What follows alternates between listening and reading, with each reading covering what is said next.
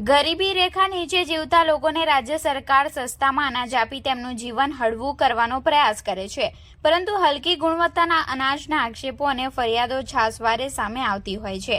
નવસારીના ખત્રીવાડ વિસ્તારમાં પણ આવી જ ફરિયાદ સામે આવી હતી, જેમાં જીવાતયુક્ત ચોખા અપાતા હોય તેવો વિડીયો સોશિયલ મીડિયામાં વાયરલ થયો હતો। આ ઉપરાંત નક્કી કરેલા સમય અનુસાર તારીખ પ્રમાણે અનાજ આપવામાં ન આવતા ગ્રાહકો રોષે ભરાયા હતા। નવસારીમાં ખત્રીવાડમાં આવેલ પંડિત દીનદયાળ ગ્રાહક ભંડારના અનાજના ચોખામાંથી ઈયળ અને જીવાત નીકળી હતી। આ પહેલીવાર નથી બન્યું, અગાઉ પણ ગ્રાહકોને આવું જીવાતયુક્ત અનાજ મળી ચૂક્યું છે। આ ઉપરાંત સર્વર વ્યવસ્થિત ન ચાલતા ગ્રાહકોને કલાકો સુધી લાઇનમાં ઊભું રહેવું પડે છે।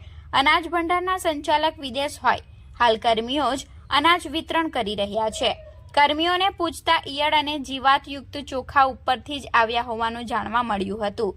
મોડી સાંજે ઘટનાની જાણ તંત્રને થતા ડેપ્યુટી મામલતદારે કાર્યવાહી હાથ ધરી હતી।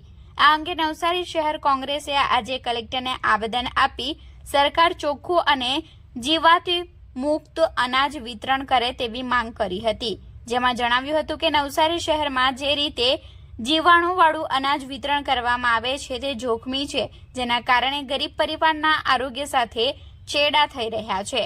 આ મામલે ઉગ્ર રજૂઆત કરી સારી ગુણવત્તાનું અનાજ દીનદયાળ ગ્રાહક ભંડારમાં વિતરિત થાય તેવી માંગ કોંગ્રેસ દ્વારા કરવામાં આવી છે।